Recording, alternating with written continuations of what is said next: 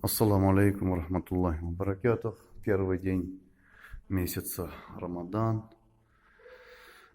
1443 год по хиджри календарю. Альхамдулилля, есть хадис пророка, саллиллаху алейхи вассалям: кто накормит постящегося, тому запишется такая же награда. И, альхамдулилля, есть такие люди, которые, как хорошие охотники, охотятся за хорошей добычей. Месяц Рамадан – это время добычи много-много наград от Всевышнего Аллаха, чтобы наши грехи ушли. Вот, пожалуйста, первый, вчера уже месяц Рамадан не начался, кто-то воду принес.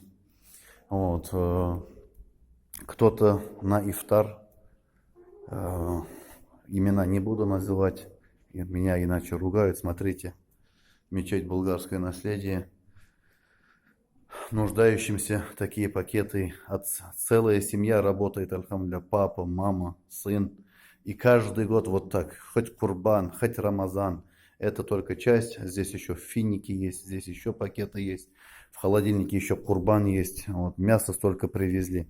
Поэтому пусть Аллах, как Расулуллах саллаллаху алейхи вассалям, даст столько награды без счета, бигайри хисаб. Вот, потому что если другие награды записываются за пост, награду дает сам Аллах субханаху ва тааля. И человеку, который кормит постящегося, помогает в этот месяц Рамазан, иншаллах, пусть награда будет миллион, миллиард, бесчетное количество раз больше, чем в другое время. Ассаламу алейкум ва рахматуллахи ва баракатух.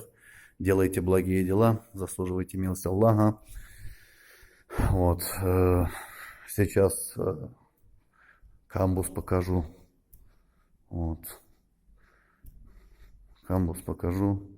Там тоже работа кипит. Меня, наверное, будут ругать, но вот внутри кто-то уже самовар запускает. Кто-то там уже что-то мясо режет. Вон курицы домашние лежат. Отсвечивает, конечно, всех не видно. Вот. На втором этаже в Алмаз-Хаджи тоже ифтар, иншаллах. Поэтому принимайте участие в благих делах, уважаемый джамаат.